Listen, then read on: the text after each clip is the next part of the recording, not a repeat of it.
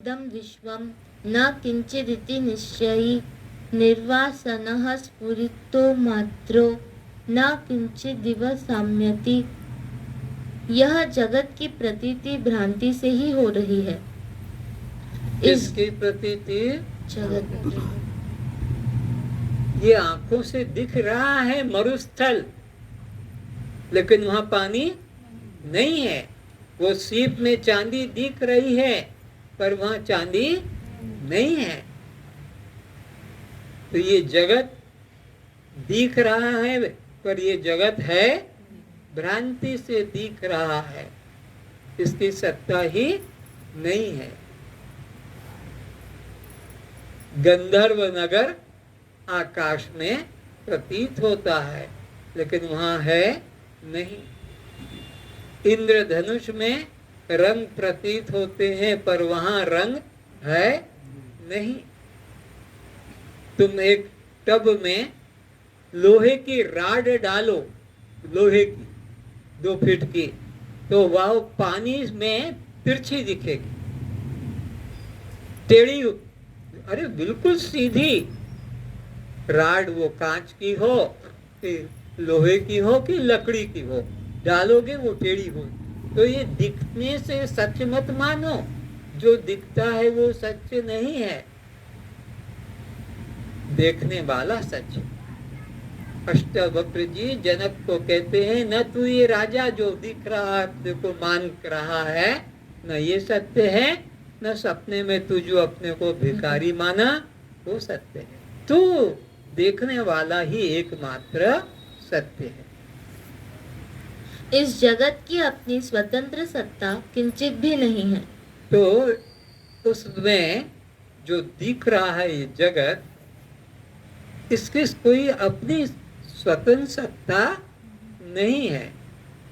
जैसे आज सोमवार है, आज 10 तारीख है, आज जनवरी है, किसी ने आज तक आंख से देखा नहीं। तुम रोज इसी भ्रम में जी रहे हो। मुझे तो पता नहीं सच में कि क्या तारीख है, कि क्या दिन है, कि क्या महीना है, क्योंकि मेरा इनसे कुछ काम नहीं चलता, नहीं पड़ता। पर आपका तो दैनिक जीवन इसी में चलता है। लेकिन तुमने क्या, आज का दिन क्या है? शनिवार, रविवार, शनिवार। तो शनिवार को किसने देखा है? दिन भर में हाथ उठा दो, मैं उसको हाथ जोड़ता हूं जिसने शनिवार देखा हो। क्या तारीख है? 17। तो 17 तारीख जिसने देखी वो हाथ उठा दो। क्या बात है, आप इसी जगत में जी रहे हैं और इन्हीं के आधार से काम भी कर रहे हैं कि मैं 19 तारीख को फिर आ रहा हूं, और तुम 19 तारीख के इंतजार में हो कि अभी 2 दिन बाकी। बापू कह रहा था कि 2 दिन बाद फिर आने वाला तूफान। हाँ 2 दिन, हाँ 19 तारीख बता दी। तो आज क्या बोले? 17 है, तुमने देखा? तो जो दिख रहा है वो है ही नहीं, मान रहा है समाज वो है ही नहीं। आंखों से जो दिखे उसे तुम सत्य मत मान ले। सत्य तो देखने वाला, बस वो तो। ऐसा निश्चय करके हे जनक, तू वासना से रहित होकर आनंद पूर्वक संसार में विचर कर। क्या करो? फिर से। तू वासना से रहित होकर आनंद पूर्वक संसार में विचर। आत्मा से रहित होकर? वासना से रहित, वासना में सुन रहा हूँ, आत्मा क्या? तो कोई भी प्रकार की कामना, वासना, इच्छा मत करो। इच्छा वासना ही ये बंधन का कारण है और यही दुख का कारण है। निर्वासनिक में जो आनंद है, पढ़े हैं हिमालय में, पढ़े हैं जंगलों में, आश्रमों में, गुफाओं में, आनंद, क्यों? कोई वासना नहीं, संसार की कामना नहीं। तो वासना कामना ही दुख देती है। इसलिए हे श्रोताओं, हे जनक रूप में बैठे श्रोताओं, वासना ही दुख का कारण है। इसलिए वासना को मन से निकाल दो। और तुम्हारे को जितना मिलना है वो कोई रोक नहीं सकेगा। तुमको जितना सुख या दुख मिलना है कोई रोक नहीं सकेगा। वो पहले से कोटा तुम्हारा कार्ड बन चुका है। राशन कार्ड बनता है, इतना चीनी, इतना सूजी, इतना गेहूं, इतना चावल, वो तुमको मिलता है। इसी तरह जन्म के समय तुम्हारे लिए लिख दिया गया है क्या क्या तुमको कहाँ कहाँ और किस किस से क्या क्या मिलना है। तो तुम उसकी चिंता मत करो। तो तुम्हें निमंत्रण देकर बुलाया गया है। निमंत्रण देकर जिसको बुलाया जाता है, तुम उसको बिना खिलाए खा के सो जाओगे? बोलो। जिसको निमंत्रण देके बुलाया है उसको बिना खिलाए तुम खा के नहीं सो जाओगे। तो ये तुम्हारे को प्रारब्ध ने निमंत्रण देके बुलाया है। ये जो शरीर मिला है तो वो तो तुम्हें जगह जगह के देगा कि इससे दुख ले लो, इससे सुख ले लो। जैसे भोजन दे, रोटी लो, सब्जी लो, दाल लो, राम नमक लो, ये जैसे देते हैं ऐसे लड्डू ले लो, पेड़ा लो, बर्फी ले लो, ऐसे ये प्रारब्ध से तुम्हारा कोटा तैयार होकर आया है। तो वो तो तुम चिंता छोड़ दो। संत कहते हैं मुर्दे को हरि देत है। मुर्दा है ना, डेड बॉडी। अरे उसका का भी उसने हिसाब लिख दिया है। मुर्दे को हरि देत है, कपड़ा लकड़ी आग। मुर्दे को हरि देत है, कपड़ा लकड़ी आग। जीवित नर चिंता करे, वाको बड़ो अभाग धक तेरे की। तो जीवित होकर मुर्दे तक की तो भगवान व्यवस्था कर रखा है कि इसको लकड़ी मिले, आग मिले, कफन भी मिल जाएगा, और तुम जीवित होकर चिंता करते हो। तो प्रारब्ध तो न्योतो दियो जब लग रहे शरीर। निरंजन तू मत सोच कर भजले श्री रघुवीर। हे आत्मन, हे जीव, तू इसकी चिंता छोड़ दे और आत्मचिंतन कर। वो तो बुलाया है तुमको। तो क्या करना है? चिंता को, वासना को, कामना को मन से फेंको। जो मिलना है मेरे भाग्य में कोई रोक नहीं सकता। ना बढ़ा सकेगा ना घटा सकेगा। ना एक श्वास मेरा कम कर सकेगा, ना एक श्वास कोई बढ़ा सकेगा। हिरण्यकश्यपु ने कितनी भगवान से प्रतिज्ञा कराई, दिन में न मरूं, रात में न मरूं, घर में न मरूं, बाहर न मरूं, आकाश में न मरूं, जमीन पे न मरूं, अस्त्र से न मरूं, शस्त्र से न मरूं। बच गया। वो प्रारब्ध से निश्चित है जहां मरना है, जिसके निमित्त से मरना है। अगर ये कोरोना से ना मरते तो क्या वो लोग नहीं मरने वाले थे? बोलो। अमर बूटी खा के आए थे, कोरोना मर गया, कोरोना से मर गया। अरे कोरोना नहीं था तब भी तो लोग तो मर ही रहे थे। एक सर्दी जुकाम पहले नहीं होता था, अभी सर्दी जुकाम हो गया तो कोरोना हो गया। अभी बस अब गोली खा लो, दवा खा लो। यह सब प्रोपेगेंडा है। तुम्हारा जो कुछ भी निश्चित है उसे कोई रोक नहीं सकता। आगे चलो। अष्टावक्र जी कह रहे हैं कि हे जनक, यह विश्व भ्रांति मात्र है। जैसे सीप में रजत, मरुस्थल में सरोवर, रस्सी में सर्प, आकाश कुसुम, गंधर्व नगर, टीवी पर दिखने वाले सभी दृश्य, जादूगर का प्रदर्शन किया सामान सब भ्रांति मात्र है। इन सब दृश्यों की सत्ता न भूत में थी, न वर्तमान में है, न भविष्य में रहेगी। तो भगवान ने सत्य का और असत्य का निर्णय करके बता दिया कि हे जीवात्मा, सत्य का तीनों कालों में नाश अभाव नहीं होता है, और जो असत है उसकी तो तीनों कालों में सत्ता ही न भूत में था, न वर्तमान में है, न भविष्य में होगा। ये जान ले तो तू अपने को जान कि मैं सत्य आत्मा हूँ, मैं यह असत या मिथ्या शरीर नहीं। इन सब दृश्यों की सत्ता न भूत में थी, न वर्तमान में है, न भविष्य में होगी। इसी तरह यह जगत वर्तमान में अनुभव में आता है, फिर भी इसकी वास्तविक सत्ता नहीं है। इस जगत के प्रथम न इनका प्राग भाव मिलता है, न प्रलय के बाद जगत का प्रध्वंसा भाव मिलता है।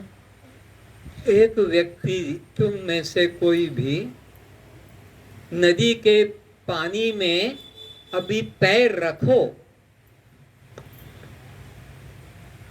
दूसरी बार उसी पानी में पैर नहीं रख पाओ।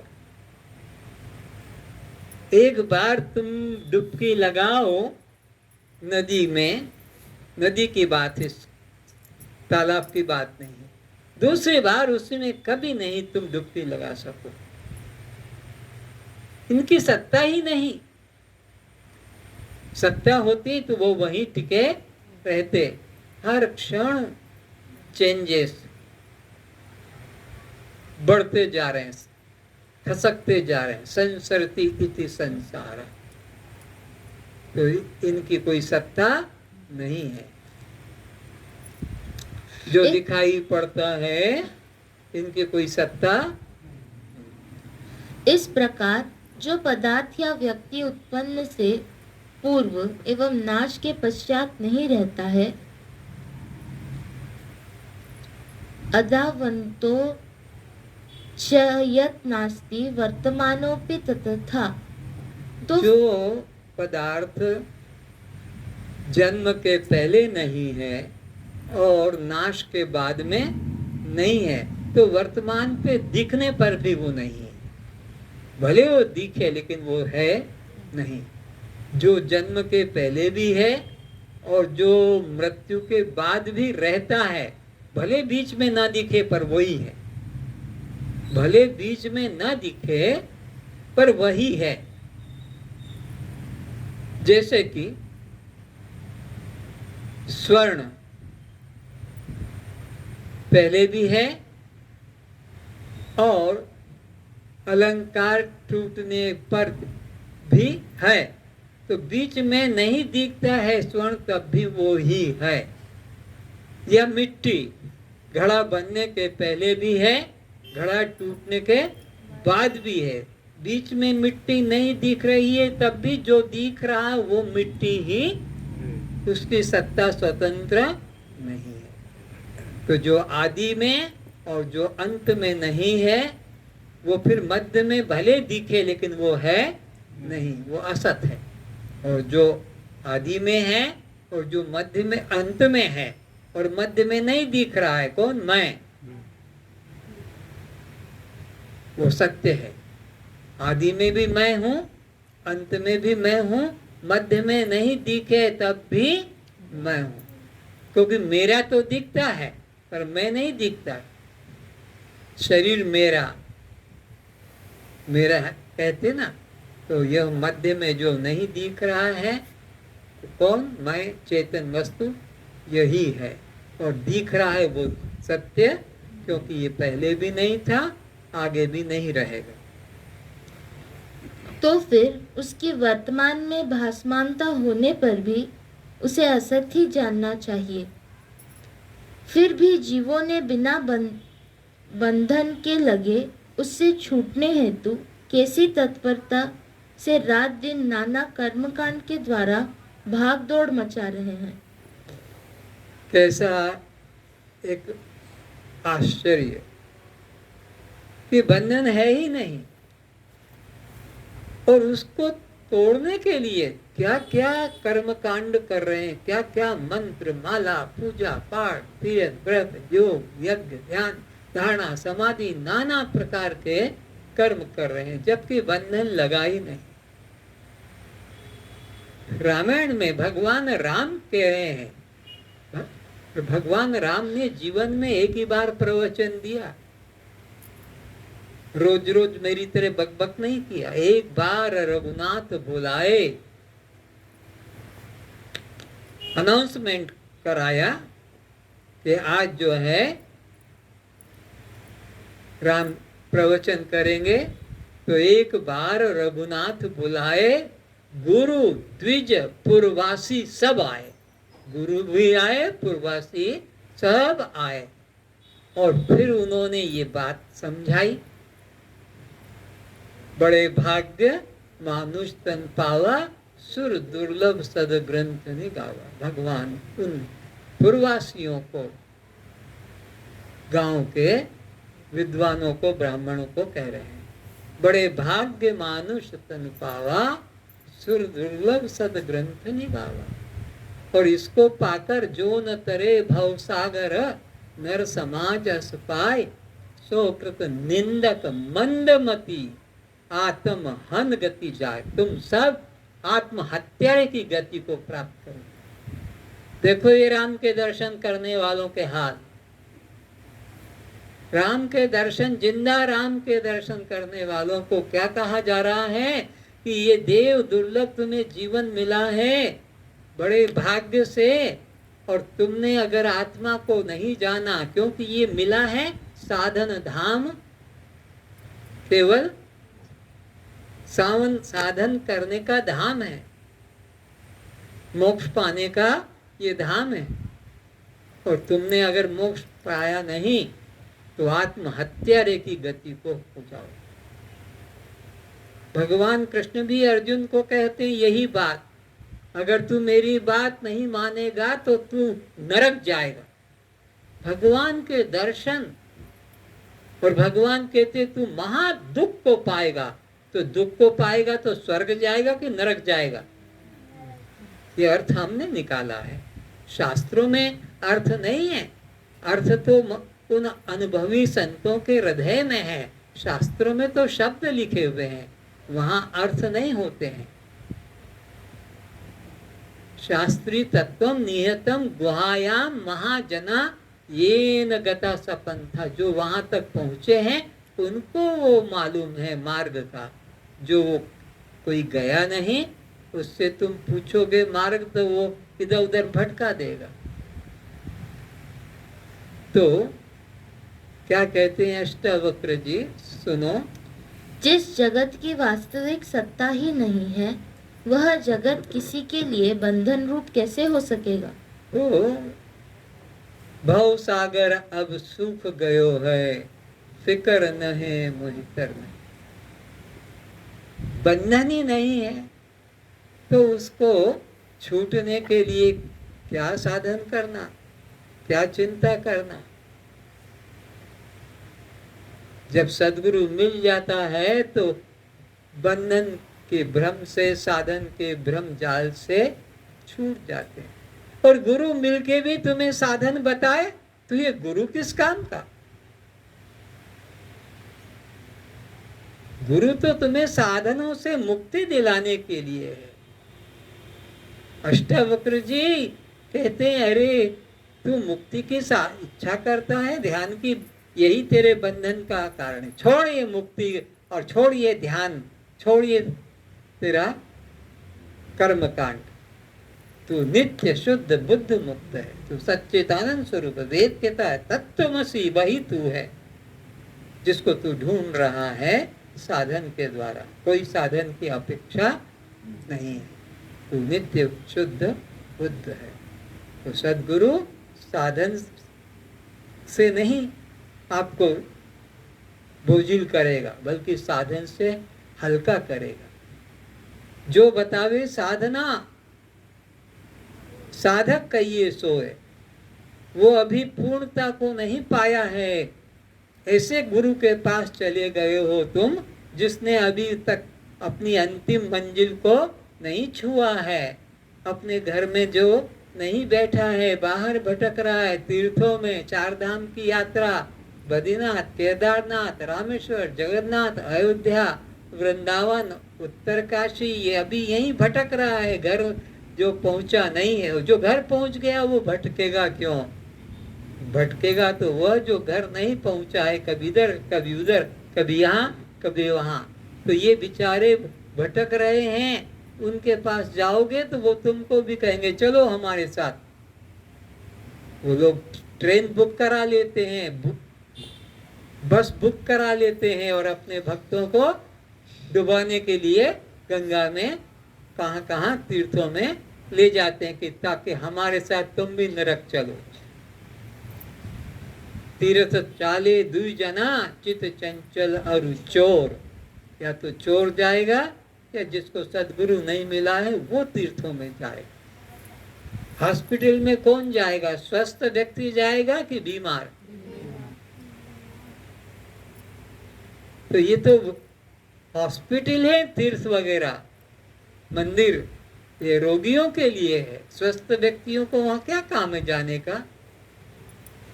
चलते चलते जुग भया, मिला न प्रभु का धाम।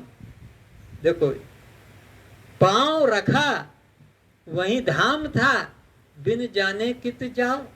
जहां तुम पैर रखते हो मंदिर जाने के लिए, तीर्थ जाने के लिए, पहला पैर रखा जहां, वहीं तो तीर्थ है, वहीं मंदिर है, वहीं भगवान है। तू पागल कहाँ मर रहा है, कहाँ जा रहा है? सच्चे सद्गुरु ऐसा तुम्हें होश जगा। जिनको नहीं मिला वो कहेंगे साल में 1 महीना तीर्थ में रहो, 11 महीने संसार में रहो, रोज सुबह उठ के पहले मंदिर जाओ, हाँ, फिर माला करो इत्यादि, इस तरह।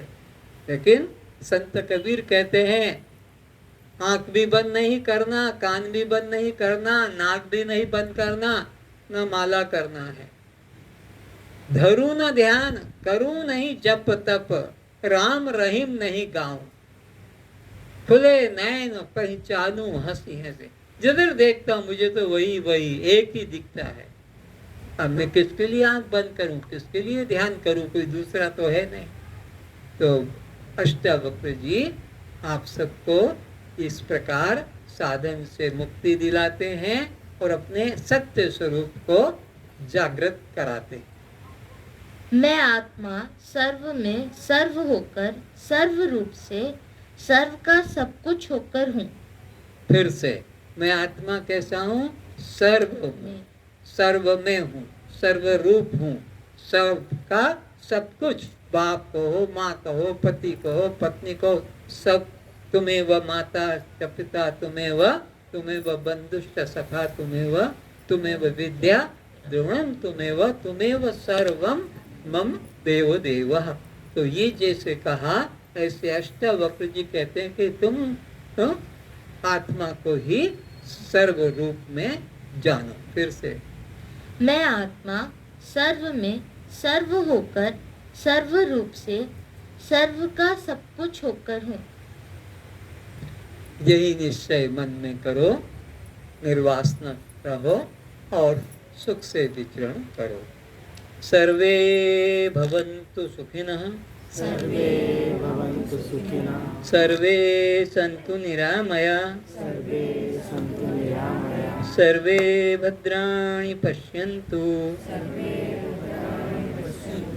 मा कश्चित् दुःखात् भवेत्, दुःखात् भवेत्, सर्वेषां स्वस्तिर्भवतु,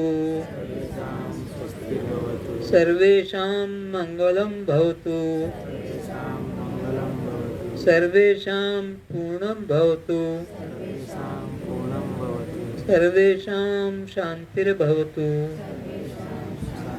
बोलो सच्चिदानंद परमात्मा की जय, सद्गुरुदेव की जय।